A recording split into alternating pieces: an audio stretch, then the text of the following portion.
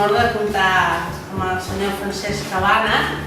Quan el vaig anar a veure per tercera vegada, ens va acceptar el repte i l'encàrrec de fer-nos aquest llibre, perquè nosaltres el que mai ens vam plantejar és fer-lo amb ningú més que no fos ell. O sigui, estimàvem més esperar, però que ell ens pogués escriure de començament a final. I realment ens sentim molt contents i estem molt esperançadors en que aquest llibre serà pel territori un abans i un després, que ens donarà molta més cohesió en quant a implicació tant de la gent que treballa com de la gent que hi viu.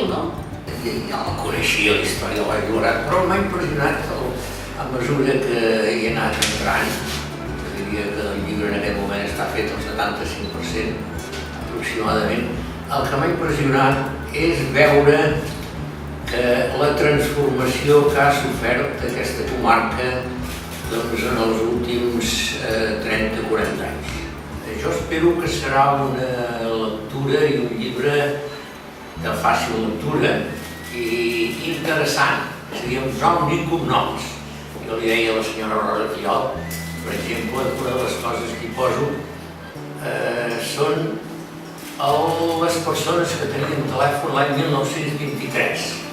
Perdonin, però és que hi havia molts pocs telèfons a l'Hospitalet del Baix Llobregat el 1923 i val la pena saber qui eren, perquè és un signe de modernitat. I una de les coses que ja ens vam plantejar a l'inici del fòrum va ser tindre un llibre que ens expliqués d'on veníem, perquè el senyor Cabana sempre diu que la història és un actiu.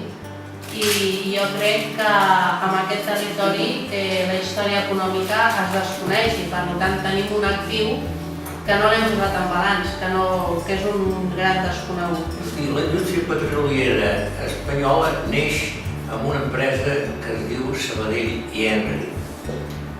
Sabadell i Henry, segons uns, estava a l'Hospitalet i segons uns estava a Cornellà. Ara, l'important per mi és que la indústria petroliera, i això és un actiu de la comarca.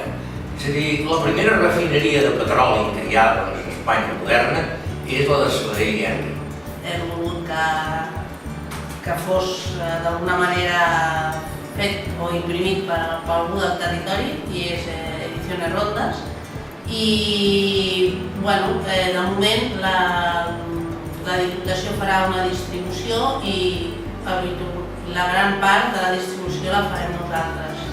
No serà avorrit, sobretot. La gent es pensa que això de les històries empresarials és avorrides. No.